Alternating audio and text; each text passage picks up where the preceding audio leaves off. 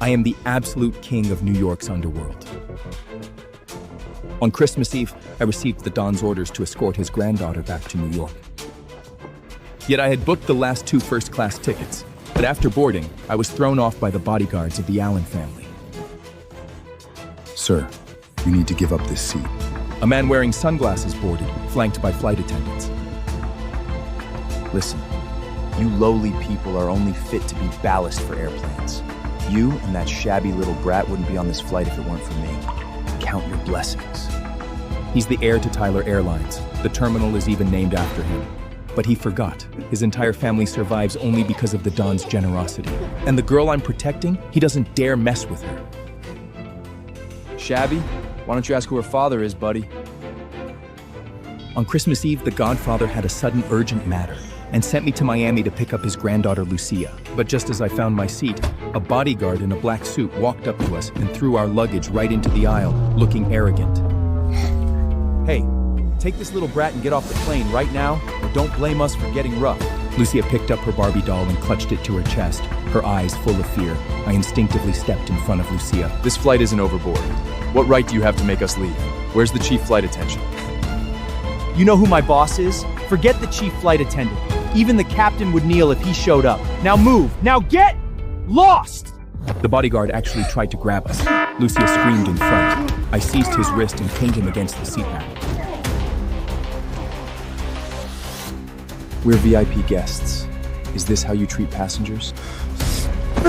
Don't pretend. You're just 2 country bumpers flying for the first time. You think I can't check? The first row in first class always belongs to young Master Allen. Be smart and clear out! I really haven't flown commercial much. After all, since leaving the Sicily training camp, I've been working for the Clemente family and traveling exclusively by private jet. As for Miss Lucia's identity, even the FBI files only have the word top secret. He couldn't possibly find out. I'd like to see what kind of super VIP dares himself the heiress of the Clemente family. A man in sunglasses strode in and sat down. A flight attendant immediately knelt to change his shoes. He pointed at me and the bodyguard immediately broke free and started tattling. Young Master Allen, this guy is pretending to be a VIP and causing trouble. I'll throw him off the plane right away, so he don't steal your sight. This guy is the heir to Taylor Airlines, the only son of the Taylor family, so the seats I had bought were meant to be given up for him. But so what? Back when his father Richard Taylor knelt at the Godfather's feet and offered his entire family, begging for protection, this guy wasn't even around. This Boeing airliner is a custom model. The first-class cabin is spacious, but it still falls short of Miss Lucia's usual travel standards. This is my seat. Please leave. If you obstruct the departure any further, I'll notify the airport police, and you'll bear the consequences. But he merely glanced at the boarding pass and laughed wildly. Do you know who I am? He stood up and jabbed his finger at my forehead. This plane you're sitting on is all mine. Airport police? Those guys are nothing but my family's watchdogs. Got it? I stared at him, my brow furrowed. A stir came from the rear cabin. He's that Alan Taylor, the young master who threw someone into the sea just because the flight attendants forgot to smile? Yeah, the victim's family wanted to sue him, but after finding out who he was, they didn't dare make a peep. How many lives does this guy have, daring to threaten young Master Allen? I was so angry I laughed. A businessman who built his fortune relying on the Godfather's charity, yet he dares to be so arrogant. I called the chief purser and handed her my boarding pass. Tell him, whose seat is this on this plane today? Who exactly should get off? Sir, your boarding pass may be counterfeit. We need to verify it. My head buzzed. The people around burst into laughter. Someone's still forging boarding taps to fly these days? They must be desperate. Offending young Master Allen, getting kicked off is getting off lucky. If the young master wants to press charges, he'll spend the rest of his life in a New York prison. The chief purser's fawning attitude toward Allen made me sick. I suppressed my anger. You say mine is fake, but Allen doesn't even have a boarding pass. How come he's on the plane?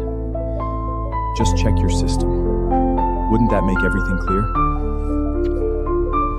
Sir, please, don't make this difficult for me. Allen leaned back in his seat, legs crossed, indifferent. The next moment, his bodyguard entered the cabin and handed over 2 new boarding passes. Young master, it's done. Allen took the boarding passes, slowly stood up and slammed them into my face. Hoffer, take a good look. 1A, 1B, these are mine. Open your eyes and don't mess with someone you can't afford to. Remember my face and and take a detour next time. My seat was stolen, and now they're turning it around on me. I took a deep breath. Since the last family purge, your father has stepped back behind the scenes, hasn't he? Now Taylor Airmise should be run by CEO Kevin, not your doomed father. I dropped a bombshell. Only a very few people know this. The Taylor family has been hollowed out inside. Alan can still throw his weight around only because the top brass tolerate him. His 2 bodyguards closed in on me. Both were decent fighters. I clenched my fists, ready to strike. You know Kevin? What a coincidence. Just a few days ago, he brought his whole family begging my dad to keep him on the board. Call Kevin. I'll have a word with him.